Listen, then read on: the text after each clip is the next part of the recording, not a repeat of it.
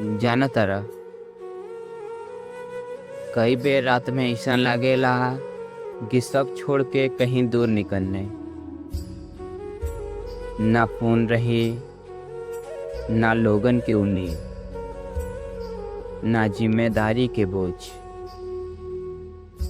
बाकी फिर माई के चेहरा याद आ जाए, बाबूजी के मेहनत याद आ जाला।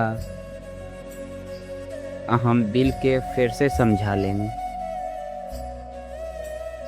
कहे कि जाना तारा,